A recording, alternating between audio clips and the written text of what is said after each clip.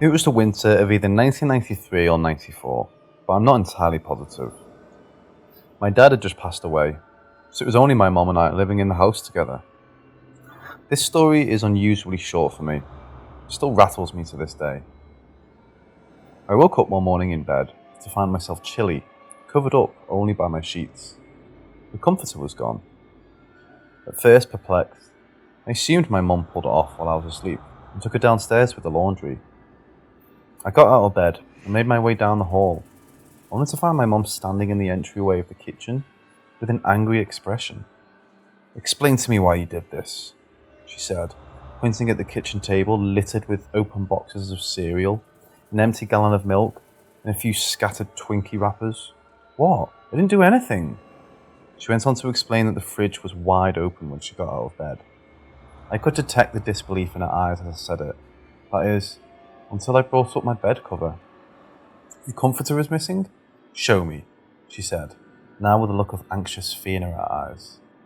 She hadn't touched my comforter, and I hadn't touched the food. She immediately called the police, and they searched the house basement to attic, but nobody was there. However, prior to my mentoring the cover, my mum berated me for leaving the back door to the house unlocked all night. That night, someone had walked into my bedroom as I slept, pulled my covers right off me in my most vulnerable, intimate moments. It was winter, so it would make sense for a homeless intruder to want to take something for warmth. However, one aspect truly disturbs me to this day. Why did he come into a child's room and take my comforter, despite us having an even thicker, warmer electric blanket hanging over the couch? Whatever the reason is, I've always wondered if he had worse intentions, but changed his mind at the last second. I inevitably think of Elizabeth Smart while typing this. It's been more than 2 decades, and still, I get nervous falling asleep, even when my doors and windows are secured.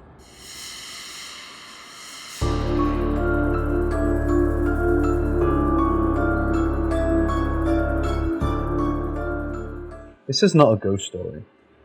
This is not a story about a creepy noise in the kitchen, or a little girl in the attic laughing. This is all real and absolutely true. This is exactly what a day in the life of a drug addict is, coming from me. And 5 years ago, I struggled with addiction to heroin.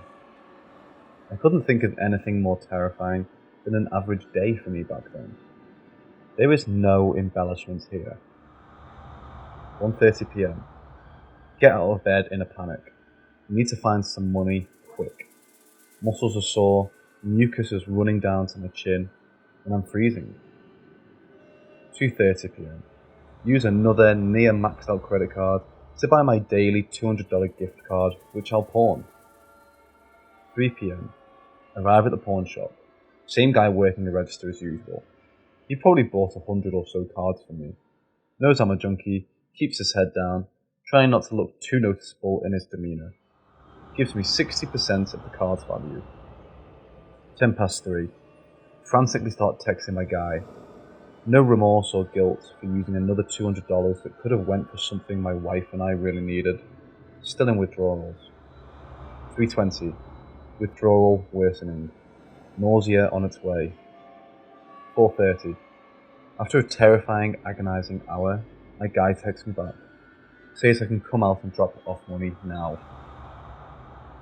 5:15 p.m. Place the money behind exit sign in hallway of dude's apartment complex. I text him, "What time do you get in it?" Replies with, "Not sure, hasn't texted me back." 5:20 p.m.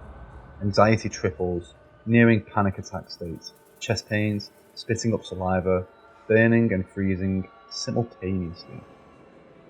5:45 p.m. Text my guy. Still no word from his guy. Sitting in my car freezing. It's about 19 degrees out. 6:10 p.m. Get a text reading. He's about an hour away. Let you know when he's close. 6:30. Seriously panicking. Thinking about all the wrong things that could happen from there to here. Dead silence. Don't want to use any more gas, so I continue to freeze in the parking lot. 7:15 p.m. Any word? No reply.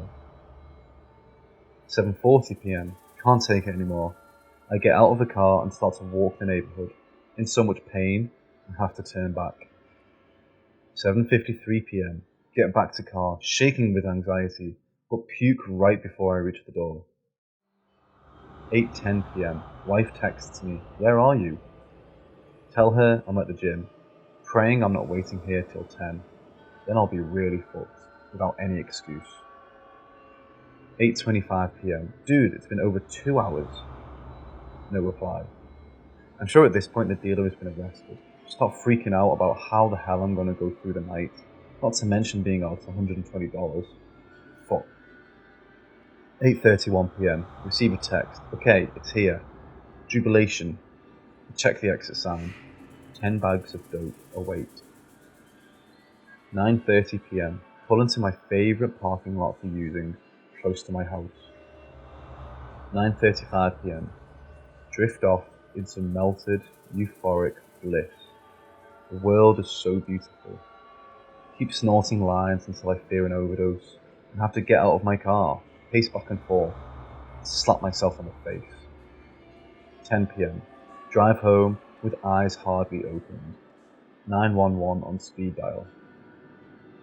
10:30 p.m. I'm home, posting ridiculous things on Facebook, as I'm without a trace of inhibition or social awareness. 1 a.m. Drift off, have broken up sleep and nightmares all night long. Can't have sex because I can't maintain an erection while high. 1:30 p.m. Get out of bed. It wasn't until my wife took my keys and forced me into withdrawal that I begin to have extremely vivid dreams of a dark shadow hovering over me in bed, telling me, "You'll never make it." But I did. I still feel something in my presence which will, out of nowhere, make me feel intense cravings, despite not touching the stuff for 6 years now. I see him behind the trees, stalking me.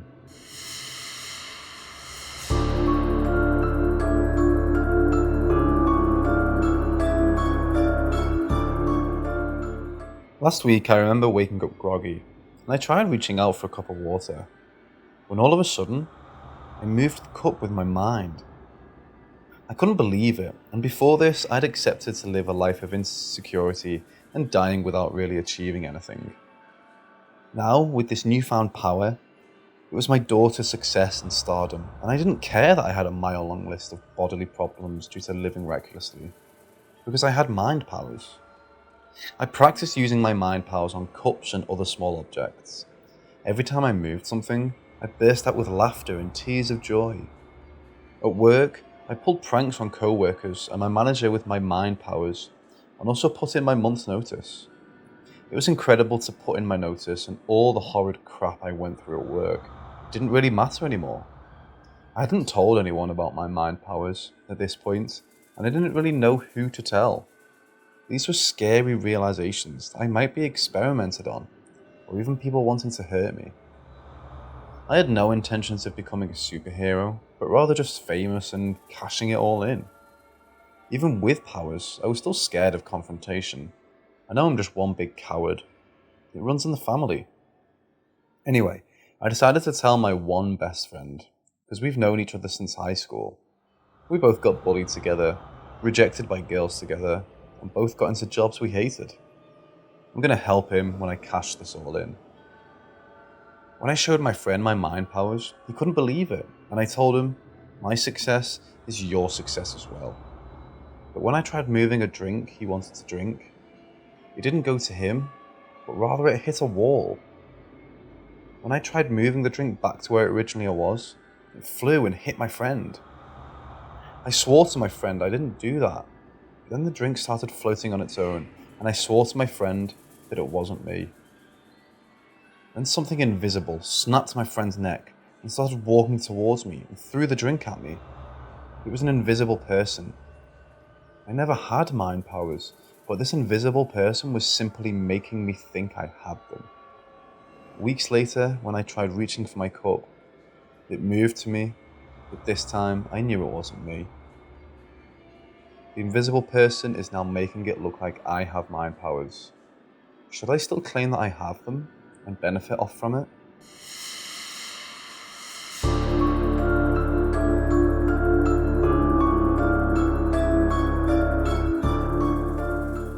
It all started a couple of years ago.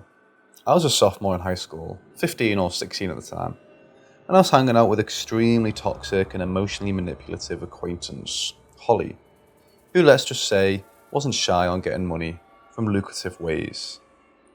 Such ways included scamming older men for their money from fake dating profiles she made of other girls in our grade she didn't like, stealing from her parents, and bumming off money and things from her other friends. She'd been doing this for years, same age as Carter and I, and was a minor at the time. Sure, we could have been considered friends, but I was much closer to my best friend Carter. Carter had been best friends with Holly since freshman year, and honestly, the only reason I hung out with her was because Carter insisted on inviting her to our hangouts every time. Holly was not a good person, and I quietly put up with her antics. One day, she starts talking about her friend Sarah. Awesome, but honestly, I really didn't care, especially knowing Carter, and had ditched me for her. I wasn't really paying attention to the story until Holly asked me if I wanted to sell my socks for money. What the fuck? She smiles and proceeds to tell me how they found a super senior, kid you not, who bought knee-high socks for $90. All Sarah did was have to wear them outside for an entire day. Yeah, the freak liked them sweaty, I guess. The only thing was, the super senior insisted on meeting in person only. Holly laughed, telling me it was a little weird. Okay, red flag number 1. Holly never really thought things were weird, unless they were really fucking weird. Then she proceeds to tell me that the super senior, honestly I never got his name so I'll just call him Kyle, was trying to get her in his house the entire time, but finally gave up and they left. You're probably thinking, what the hell? Who'll be dumb enough to try wrangle money from this freak? Me. I'm the idiot. All I really heard was $90 for a pair of old worn socks. I was in. Being the amazing friends they were, Holly and Carter just laughed and informed me that I would have to do it on my own since they had better things to do. Whatever that meant. They gave me his Instagram handle and wished me luck. Well, we had a problem right off the bat. You see, I totaled my car just around a month before and had no vehicle of my own. American and small town, so it was hard to get around without one. Well, being the dumbass that I was, and still am, I decided, hey, let's just take my mom's car. Huge mistake. So I start messaging this Kyle on Instagram, explaining my situation and how I got in contact with him. I can't remember most of the conversation, but I can remember the guy being really insistent on meeting at his apartment complex. Red flag number 2. Although I'm very stupid and naive, at times, I had at least common sense. I brushed it off and suggested other local areas, Starbucks, parking lot, local park, etc. But this guy wasn't backing down. Finally, after much convincing, I get Kyle to agree to meet me in a nearby park, right by his house. Red flag number 3. So I convinced my mom to allow me to drive her car, and I meet up with Kyle at the park. It's mostly deserted, but it's by a busy street, so I don't feel too uncomfortable. That's when I met Kyle. He was a huge, fat, sweaty guy with a beard who reeked to high hell. Think neck beard. My guy was at least 19, but looked like he could be pushing mid-20s. That's when I knew I made a mistake, but there was no easy way I was going to say no to $90. I awkwardly greeted him, and formal pleasantries were exchanged. I don't remember much of this weird-ass conversation, other than a couple of highlights. Number 1, the dude brought fucking rope. Turns out he was into bounding feet as well, and I was super creeped out. Dude then starts to tie my feet together after I mumbled a weak argument. All I remember is staring at the sun, wishing I could die right there and then. Number 2, this guy had the gall to call my feet ugly while rubbing and massaging them. I kinda hurt, not gonna lie. Number 3, dude was insistent, almost straight up begging, on showing me his knife collection back at home, and he would pay me extra to come with him. Yeah, no. Wasn't going to happen. I knew what that meant, and my virgin ass wanted no part in that. Highlights continued. Number 4. Dude straight up sniffed my socks after I gave them to him. No shame whatsoever. Told me he liked the vinegar smell. Yeah, it turns out the socks used to belong to my now deceased grandfather. I just grabbed a random knee-high pair from my sock drawer. Number 5. After refusing Kyle multiple times to come back to his house, he only gave me 1/3 of the price we agreed on, since I refused to come home with him. Whatever, I was disgusted and disturbed to high hell anyways, and wanted to get the fuck out of there. After returning home and getting my arse chewed out by my mom, I told her the truth after she asked me why I took the car, and I promptly blocked the guy and called my friends to tell them about the experience. Much to my surprise, Holly informed me something she forgot to tell me about. Apparently the guy had made several threats of shooting up his high school's graduation and was very well known to the local police. Although I thought this was over and done with, my junior year of high school, I received threatening and grotesque phone calls, which I reported to the police. Carter and Holly were also called and threatened. While mine were more of a sexual nature, theirs involved being called extremely specific slurs. Holly was black and Carter was gay, and he even recited Holly's address. Although I never found out who did them, there was a good chance Holly could have orchestrated the whole thing herself. I can't help but wonder if Kyle was behind them. So, to the foot fetishized guy who tried to get a minor to come back to his apartment and look at his knife collection, let's not meet ever again. TLDR. Neckbeard looking super senior buys a pair of socks from me, who was a minor at the time and he clearly wasn't. Begs for me to see his knife collection at his house and pays me 1/3 of what we agreed upon after I refused. Turns out this guy was well known to the local police and threatened to shoot up his graduation several times. Let's not meet again, wherever you are.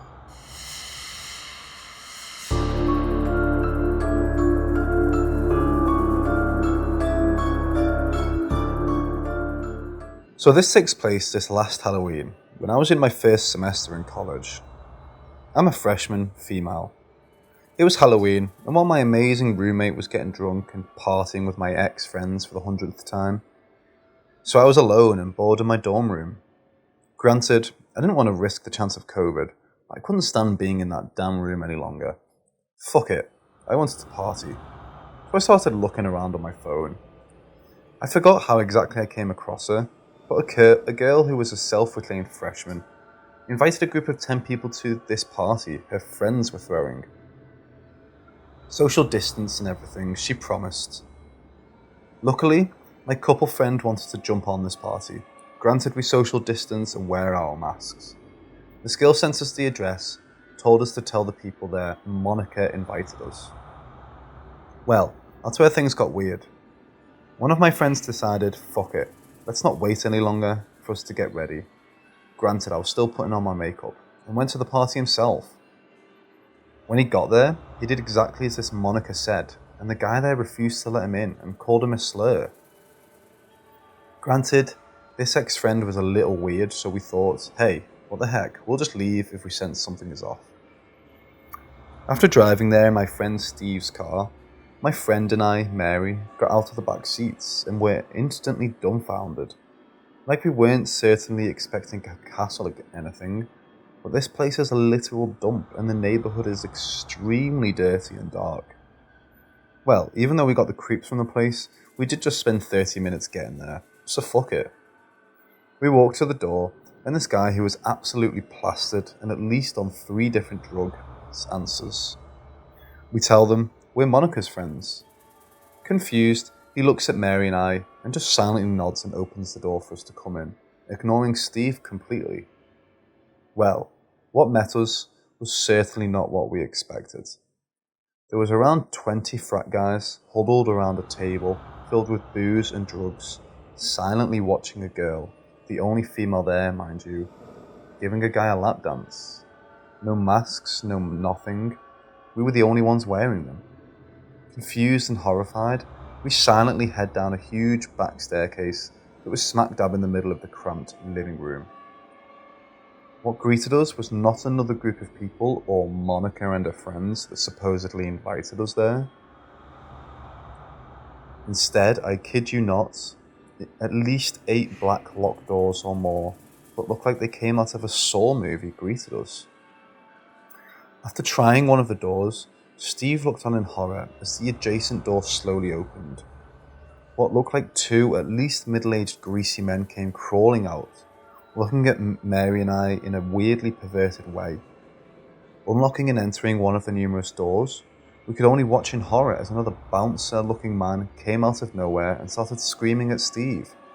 "Who the hell invited you guys here?" "Monica," we all replied, really confused. The dude, just looking bemused, goes, "Who the fuck's Monica?" We take that as our cue to leave, and we hardly run up fast enough before the bouncer starts to shove and tries to tackle Steve to the ground. Leaving that crackhead house, confused as fuck, we finally see Monica and 2 other scandalously clothed girls. Literally looking as white as sheets, she gives a small awkward giggle and wave, and we floor the hell out of there, never looking back. Yeah, don't go to random parties in large cities you're unfamiliar with. The weird part, or really not so weird part, was that Monica was trying to get me to come alone, knowing I was female. In all honesty, I think the people at the party and Monica really only had a problem with Steve, and totally did not expect Mary to bring her boyfriend or for me to come with friends. Afterwards, Steve told us he totally believed it was either a drug house or a prostitution ring that had tried luring Mary and I in. TLDR, my couple friend and I were invited to a Halloween party by a girl named Monica.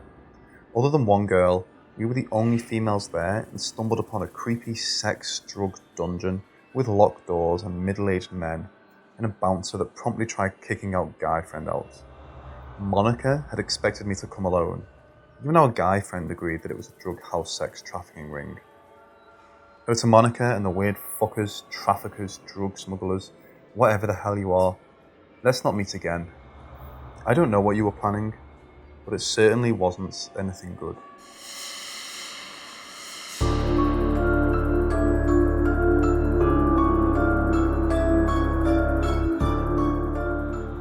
I had this friend who was really into the occult. Unfortunately, I was the one who got him tuned into it.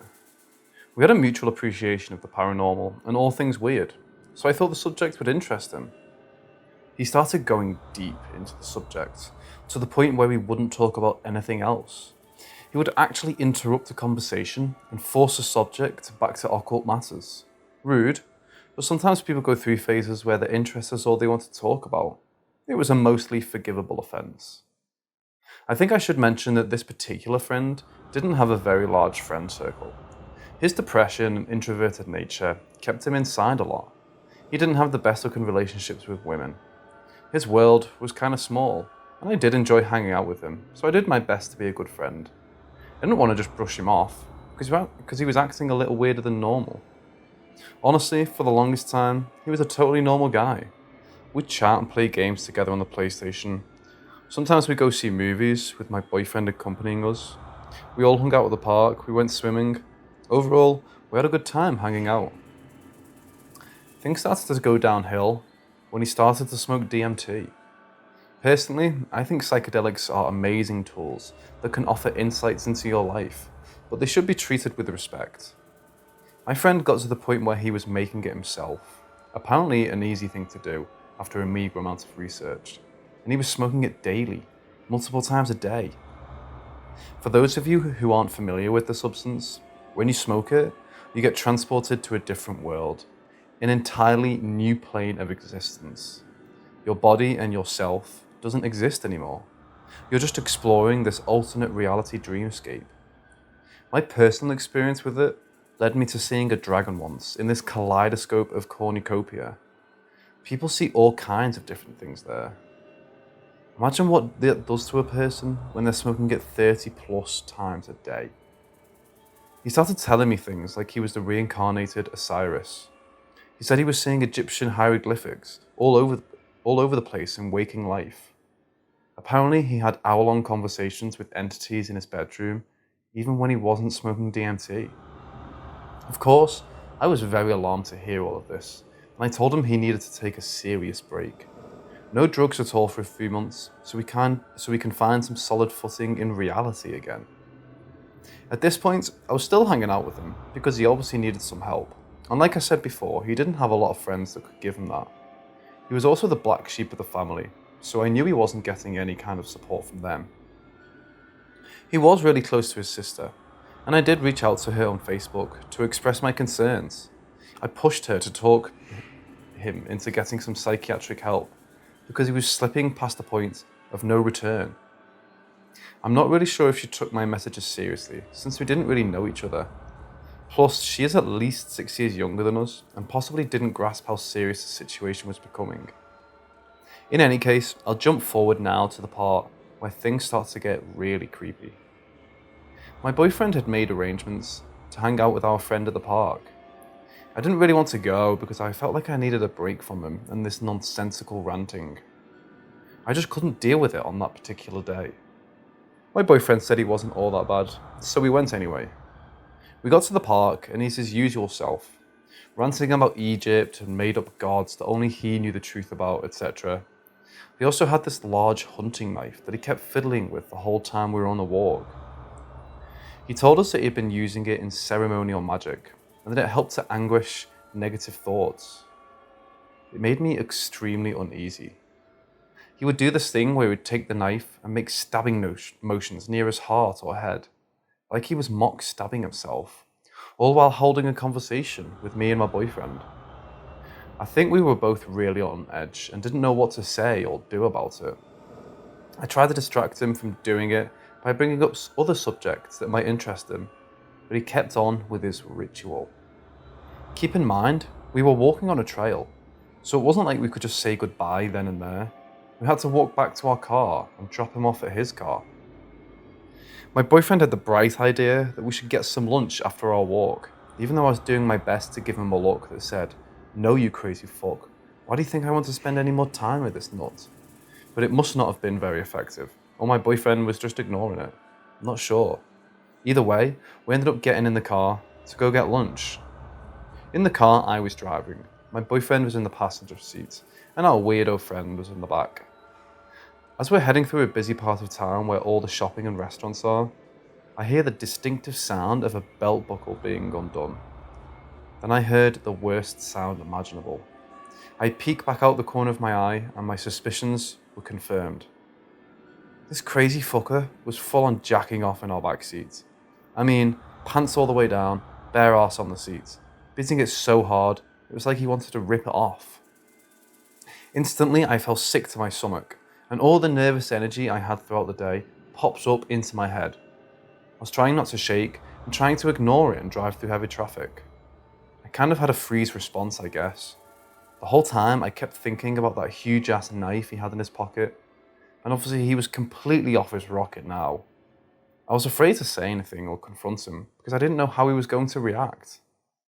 This part is nuts, but my boyfriend didn't fucking seem to notice, and the whole time he kept on rambling on about God knows what.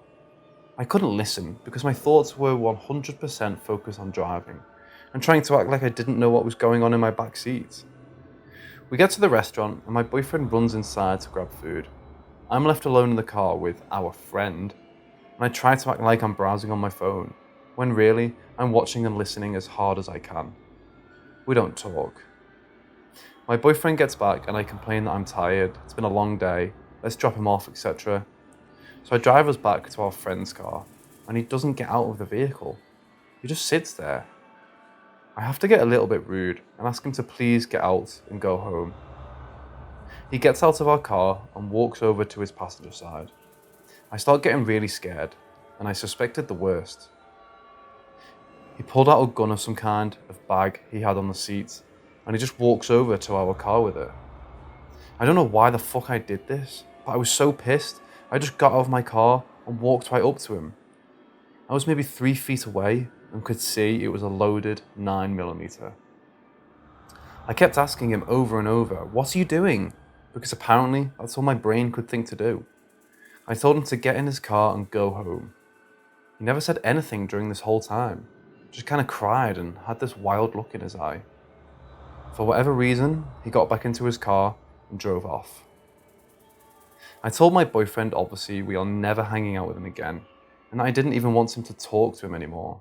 No contact, nada. A few months passed, and he occasionally messaged me through the PlayStation or text on my phone. He said a lot of random stuff, and I just ignored it. Turns out, he moved down to Tennessee near Nashville. I don't know why. He had a roommate, and I think their girlfriend lived there. I'm not really sure about the situation. I think maybe he's turning his life around and getting a fresh start down there. I think it's best to cut all contact and let him regroup. I'm not interested in any kind of friendship with him, and I know he needed help beyond what I could offer. Again, I reached out to his sister and let her know that he had a gun. She managed to get it from him somehow, but it did little good in the end. I get a call around 11 p.m. one night that wakes me up. It's a man claiming he's a detective down in Gallatin, Tennessee, and my heart skips a beat. I start sweating and immediately ask what happened. Apparently, my former friend stabbed someone to death on Halloween. I don't know all the details, and the articles about it are kind of sparse. The whole thing is really surreal, and I'm just left feeling like I'm lucky that I didn't get shot last summer.